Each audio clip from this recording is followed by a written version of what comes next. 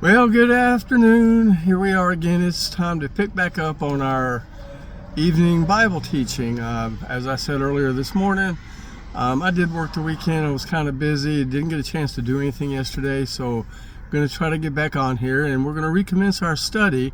And tonight's study is going to be Jesus Paid It All, and you don't want to pay your own way. And this is going to be part 3. And last time we talked about God as a judge. And the thing about that is we get all up in arms when we think about God judging us by his standard. The question is often asked, God is love. If God is love, why can't he just let us go and let us into heaven anyway?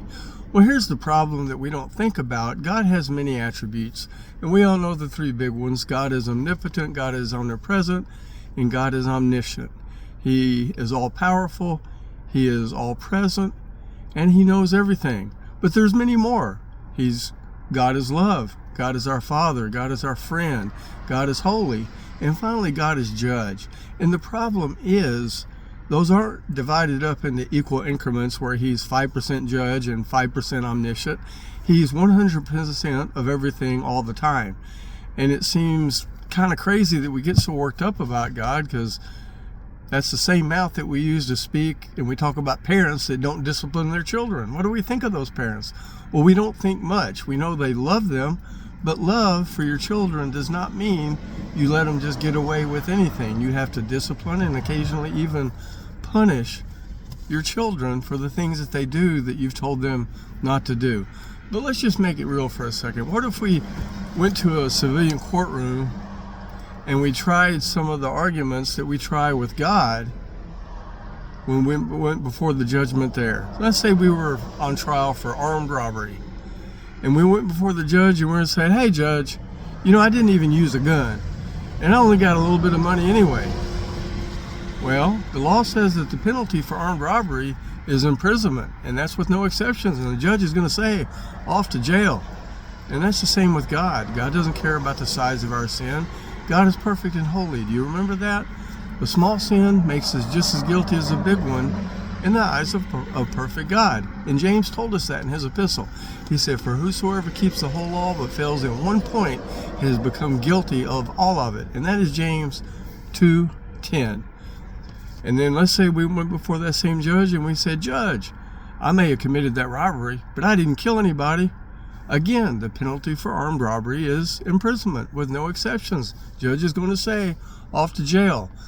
God is not going to look at the things that we could have done but didn't do. Once again, a violation of the law is a violation of the law. And let's just continue on with our absurdity here.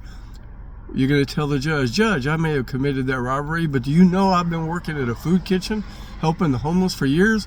What about all the money I give to charity?" Again, the law says that the penalty for armed robbery is imprisonment with no exceptions. Judge is going to say, off to jail.